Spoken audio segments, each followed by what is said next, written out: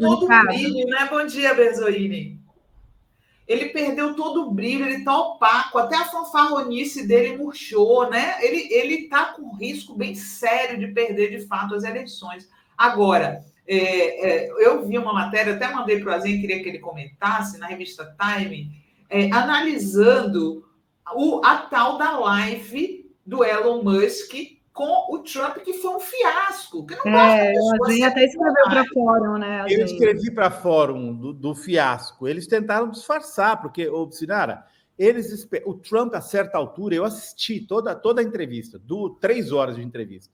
A certa altura, o Trump falou assim, Berzoini, Dri e Sinara, olha, Elon, você disse que só 25 milhões de pessoas assistiriam aqui ao mesmo tempo, mas não, nós temos 60 milhões de pessoas, nunca passou de 1.100.000 pessoas naquela noite. Tudo bem, depois eles fizeram os cortes, etc e tal, deu alguma repercussão. Mas, gente, e a Sinara falou uma coisa muito própria que aqui, ó, a Maria Angélica Coldebert está dizendo, a Sinara pega de longe, por quê? Porque tem razão. O Musk seria um candidato melhor que o Trump, e o Musk fez o Trump mudar de posição. Gente, ele sempre falou, bateria de carro elétrico não funciona, dá dinheiro, o carro é caro demais, não, vamos investir no diesel. E agora o Trump, daqui a pouco, sai dirigindo um carro elétrico. Defendendo, né, sustentabilidade, né, carro elétrico, porque o maior consumidor do carro elétrico era justamente os democratas, né, que estão deixando de comprar, estão boicotando aí a Tesla, né, as empresas do Musk. Mas olha só, Ricardo, não sei se você quer comentar alguma coisa sobre o Musk, mas eu queria começar a entrevista aqui hoje perguntando por que a gente não vê essa mesma reação do mercado às emendas PIX, a esses bilhões que vão aí para o Congresso sem transparência e, ao mesmo tempo, uma pressão para cortes sociais, né, para cortes em todas as áreas do governo. Excelente questão. Na verdade, como uma boa parte do pessoal que organizou o esquema das emendas PIX é a base da Faria Lima, eles não vão questionar. Não tem nada mais questionável do ponto de vista da eficiência econômica do que o orçamento fatiado, não é nem o orçamento das emendas PIX, esse fatiamento do orçamento. A quantidade brutal de dinheiro que está indo para obras que não tem nenhuma estratégia nacional, não é para infraestrutura nacional, federativa, é para interesses paroquiais e muitas vezes, que eu brinco, é emenda obrigatória, emenda secreta, emenda PIX, mas todas com cashback. Ou seja, tem muito interesse aí de indicar uma empreiteira da região, porque sabe que fica mais fácil fazer os rolos que depois resultam em escândalos nacionais e acabam respingando do governo. Então, você vê, essa questão de você direcionar dinheiro sem ter um projeto, tem prefeito que recebe dinheiro da prefeitura e não sabe nem de onde veio. E aí gasta em qualquer coisa que for ali mais urgente. Então, é uma esculhambação. E o sistema financeiro, como tem interesse em manter a base no Congresso, a base que aprova o que eles querem e rejeita, por exemplo, a tributação sobre dividendos, o fim da distribuição de juros sobre capital próprio, eles continuam, digamos, silenciosos em relação às emendas PIX e às demais emendas do orçamento secreto.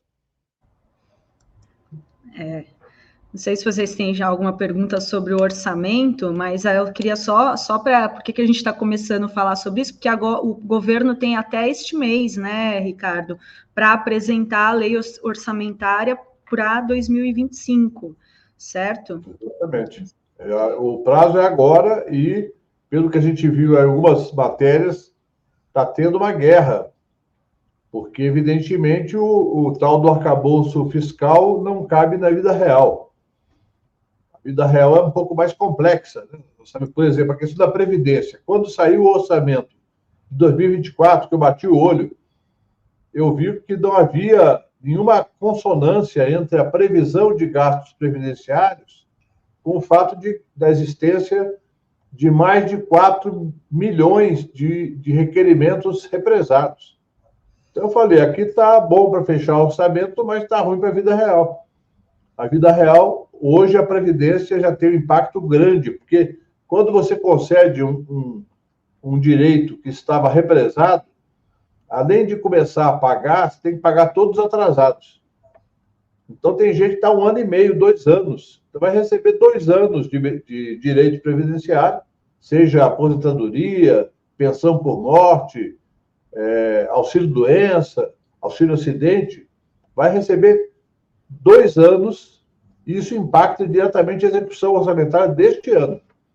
Então, acho que é preciso ter um pouco mais de realismo. Aí eu faço uma crítica solidária, porque eu sou solidário aos nossos companheiros que estão no governo, mas é uma crítica que não é possível em nome dessa especulação brutal da Faria Lima, que há 2 semanas derrubou a Bolsa como se o mundo fosse acabar, e hoje, por exemplo, está subindo fortemente a Bolsa. Por quê? Mudou alguma coisa no país de lá para cá? Não mudou nada. Mas é especulação pura, dentro e fora do Brasil. Verdade, né? Ontem o Lula falou que o problema do país eram os ricos e a Bolsa subiu, Benzoini. É que isso daí falar é fácil, né? Eu acho que o Lula está certo, mas precisa dar consequência a isso. Que tal, esta semana, mandar o projeto de lei, lei ordinária, não é emenda constitucional, tributando os dividendos? Vamos fazer o seguinte, para ninguém nos acusar de ser bolivariano, vamos mandar copia e cola a lei americana, que cobra até 36%. O Azenha morou nos Estados Unidos, sabe disso.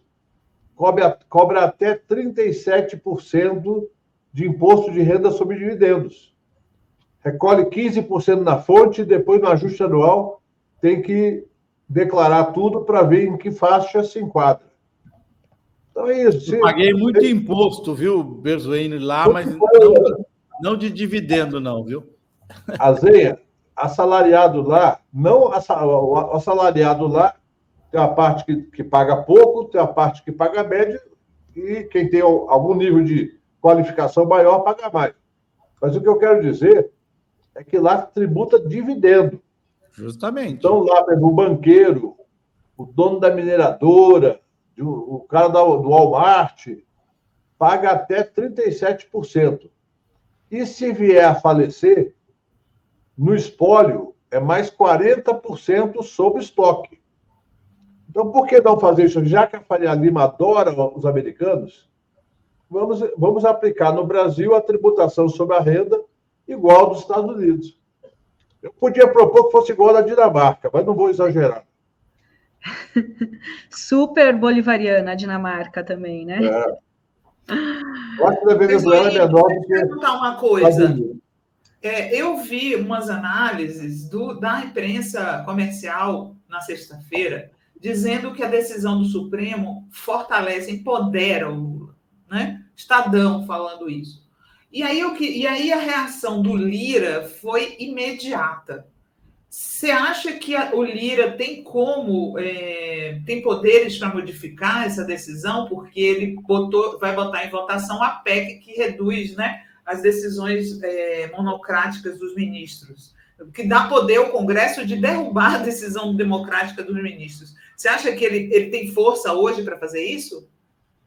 Primeiro, eu acho que, do ponto de vista conceitual, essa PEC não está errada.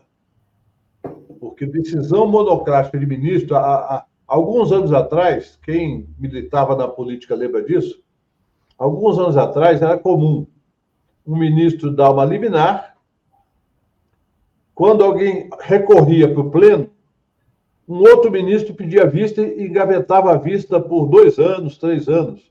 Tinha até um ministro famoso, que hoje é conselheiro do BTG, que ele era conhecido como senhor pedido de vista.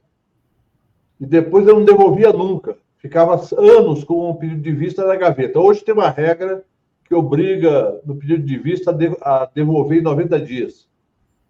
Mas na época não tinha essa regra.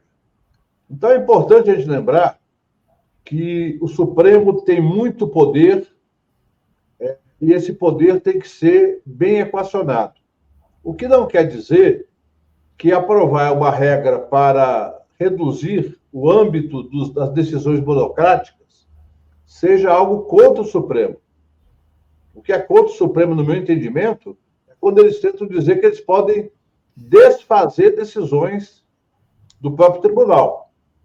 Eles podem cancelar decisões do tribunal. Essa é uma outra discussão que também está lá no Congresso. Mas colocar um certo limite de decisão monocrática, eu pessoalmente não sou contra, não. Não sei se a parte do Lira. O Lira vai fazer um jogo que é o dele, sempre foi. Esse tipo de reação ele está jogando para o público interno. Ele próprio deve saber que, dependendo da resolução, ela é inconstitucional, porque ela limita o poder jurisdicional do tribunal. A outra questão é você regulamentar o que é decisão monocrática. Veja bem, um ministro que seja mais à direita, mais à esquerda, mais ao centro, não gosta da Sinara. Aí a Sinara, em algum processo, ela recebe uma decisão monocrática. Não é a posição do tribunal, é a posição de um ministro. Então, tem que ter o processamento rápido no pleno. Então, pode ter decisão monocrática, mas não pode ser sobre tudo, é só sobre coisas que caracterizem a urgência e o prejuízo para a ordem pública, ou para a ordem econômica, ou para a ordem social, no caso de não tomar decisão monocrática.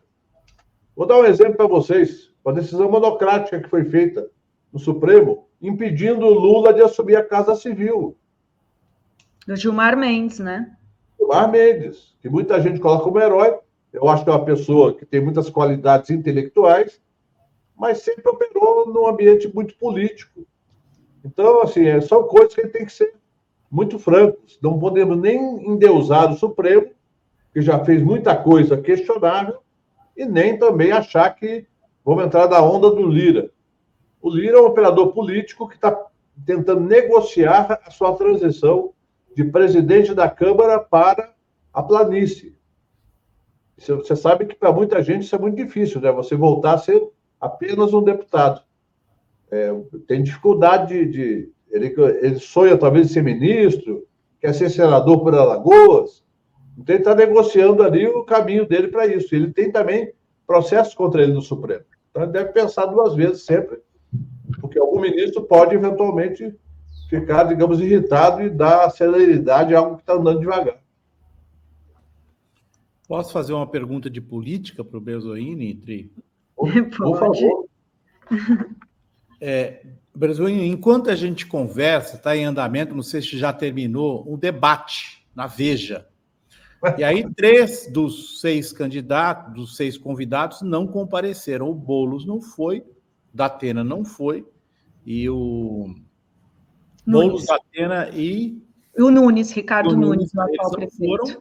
Só compareceram Pablo Marçal, Tabata e aquela outra candidata cujo nome, desculpe, eu não me lembro. Marina Helena. Isso, Maria Helena. E aí, o que fazer, né? É uma discussão que tem permeado aqui as questões à esquerda. O que fazer com o Pablo Marçal, que vai aos debates só para tumultuar e fazer os cortes, criar factoides para... Tem muita gente que fala, ele vai ser caçado, ele não chega à eleição. Outros que dizem, tem que agir, tem que judicializar a questão do Pablo Marçal, mas eu sei lá, é uma questão política, não... É uma questão política. Existe uma questão que eu acho que é objeto de debate sobre as redes sociais, que é o seguinte, o Datena tem que sair do programa dele para ser candidato. Um sindicalista tem que deixar o sindicato para ser candidato. Agora, o Marçal continua monetizando suas redes e usando claramente as redes como instrumento de campanha em detrimento dos demais que não têm o mesmo tipo de atividade. Então, é o caso, talvez, até de ir à Justiça Eleitoral questionar a manutenção no ar das redes do Pablo Marçal.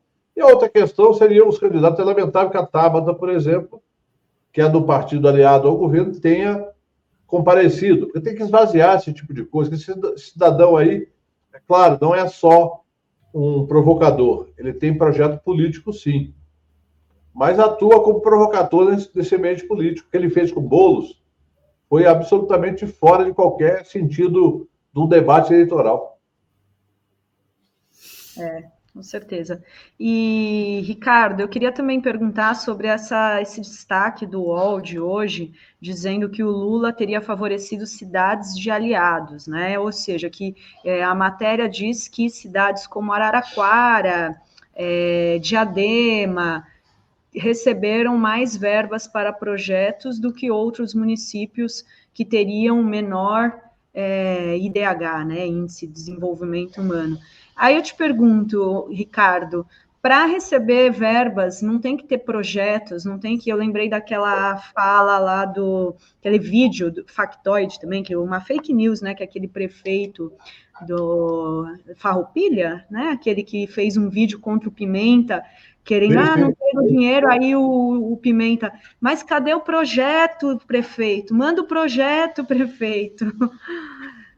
Normalmente, qualquer verba federal, para ser repassada para os municípios ou para os estados, tem que estar dentro de uma fundamentação técnica da legalidade e da conveniência de se passar aquele recurso. Bom, existe um ditado no futebol, de um técnico muito antigo, que os jovens não conhecem, chamado Gentil Cardoso. Ele dizia o seguinte: quem se desloca, quem pede tem preferência, quem se desloca recebe. Então, por exemplo, no governo federal, eu, quando era ministro, recebia prefeitos, vereadores de todos os partidos. Quem era mais ágil e competente ao apresentar o projeto, obviamente tinha preferência, não porque eu gostasse mais ou menos, mas porque apresentavam coisas consistentes, alinhadas com o orçamento federal, com uma boa estratégia de alinhamento social, com um prazo de execução conveniente. Então, a decisão tem um grau de subjetividade? Tem. Porque você, no final, vai decidir com base numa avaliação sua. Mas o gestor, como está sob a mira do Ministério Público e do TCU, ele sabe que ele tem que ter fundamentação técnica para liberar qualquer verba, para autorizar o empenho, né? Que a primeira etapa do processo orçamentário é o empenho. Você empenhar significa que você reservou lá, por exemplo, 10 milhões para um projeto de saúde pública em Pindamonhangaba, terra do Alckmin, por exemplo. Aí você empenha, o município tem que comprovar que tem um projeto aprovado nas instâncias específicas e que, à medida da execução, você vai liberando o dinheiro em etapas. Então, não tem nada de... Agora, é óbvio que as pessoas procuram com mais empenho, muitas vezes quando tem alguma afinidade, não só partidária, mas até de relação com a pessoa que está exercendo o Ministério ou o Palácio do Planalto. Não vejo nada disso, a não ser que a reportagem mostre que houve algum tipo de favorecimento indevido. Agora, favorecer quem se mexe mais rápido, não tem nada de errado. E tem outro assunto que eu queria perguntar para o Ricardo sobre essa questão do imposto sobre a transmissão, causa-mortes e doação de quaisquer bens ou direitos, ITCMD, que é o imposto da herança, que vai sofrer alterações na reforma tributária, né, Ricardo? Aí você me corrige se estiver errado. E agora você me mandou uma matéria que famílias com pelo menos 1 milhão já estão se mexendo antes da criação desse imposto para burlar aí, para não ter que pagar esse imposto na hora da herança. E é um imposto que, fazendo essa comparação com os Estados Unidos, quanto que é lá, é bem mais alto também, né? O imposto. Não, os bilionários pagam 40%. Aí tem uma tabelinha também de acordo com a patrimônio. Eu Aqui é defendo o seguinte: classe média isenta. Milionários pode começar a cobrar 15% a 20%. E bilionários pode cobrar 40%. Agora, o que foi aprovado até agora foi um comando constitucional. Esse comando constitucional prevê que será progressiva. Por quê? Porque alguns estados já aprovaram alíquotas progressivas, ainda que limitadas a 8%, porque tem uma resolução do Senado dos anos 90, portanto, do século passado, que ainda limita esse tributo a 8%. E o tema da progressividade não tem uma definição clara da Constituição. Não veda, porém também não explicita que pode. Então, os estados que aprovaram, já tem vários estados que aprovaram alíquotas progressivas até 8%, inclusive São Paulo, podem ser objeto de questionamento judicial. Então, com a Constituição definindo claramente, já está no texto constitucional hoje pela emenda, que pode ser progressivo. Cabe rever essa resolução do Senado, para que não se limite só a 8%, e alinhar com outros países, como, por exemplo, como eu já falei, por exemplo, com os Estados Unidos. Os Estados Unidos da América cobram até 40%. Em alguns países da Europa, cobram até 56%. Por quê? Qual é o princípio disso? É não reproduzir a riqueza sem algum mérito. Ou seja, se o cidadão morreu, tem 10 bilhões de reais, deixa pelo menos 4 bilhões para o Estado para fazer política pública. A família ainda vai ficar com 6 bilhões, ainda que é muito dinheiro. Então, isso daí foi aprovado.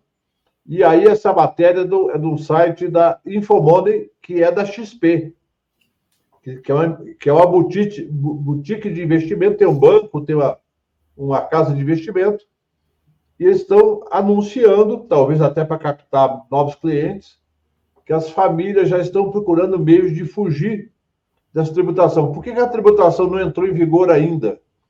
Porque as assembleias legislativas é que têm o poder de fixar alíquotas, porque esse é o imposto estadual, não é federal.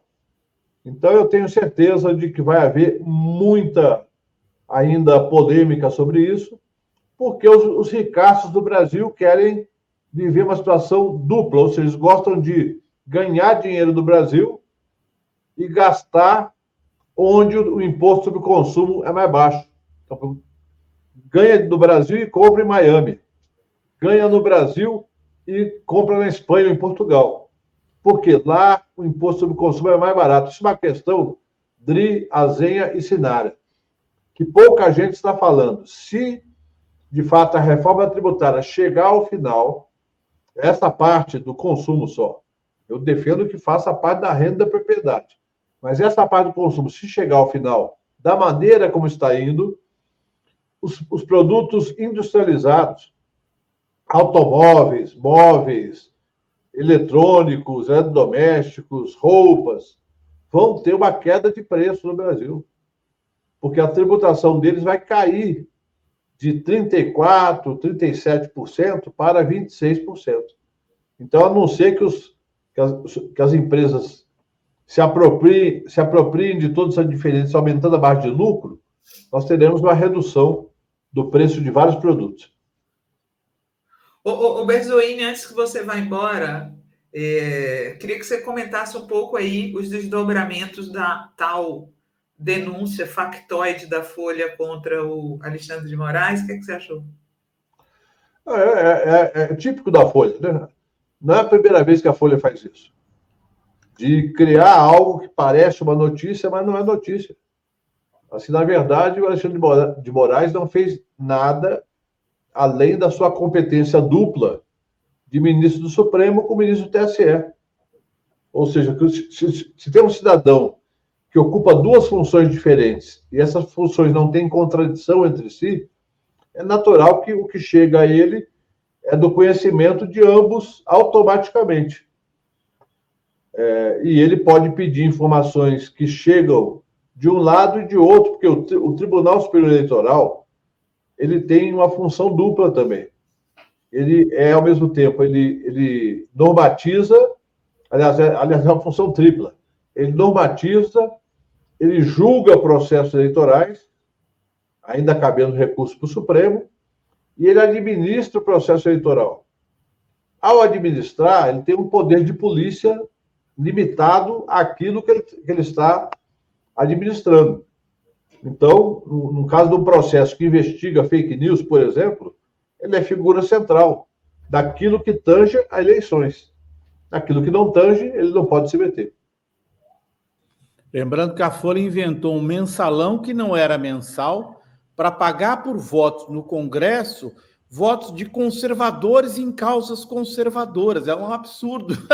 Não, e ainda mais. E o governo perdeu várias votações nesse período. Ou seja, o governo não sabe nem administrar o tal do mensalão. Muito bem. Olha perdemos nessa época, Azeia, perdemos a regulamentação do imposto sobre grandes fortunas. O governo propôs, foi para votação e perdemos na Câmara. Em 2008, perdemos a CPMF. Então, que governo é esse que tinha esse poder de mobilizar bilhões de reais para comprar voto e não ganhava a votação? E nem aprovar, né? Essas que ganhou eram causas conservadoras. Assim, na melhor das hipóteses, neutras. Isso. Para não dizer que eram conservadores. Algumas eram até mais voltadas para o interesse do mercado financeiro. No começo do governo Lula, que havia um ambiente de tensão e o governo precisava pacificar a relação. Então, assim, é impressionante essa capacidade de gerar grande manchete que não dura 2 dias. Ricardo, muito obrigada, viu, pela entrevista aqui hoje. Legal. Até a próxima. Boa semana para você. Tchau, tchau, Ricardo. Tchau, Berzoini.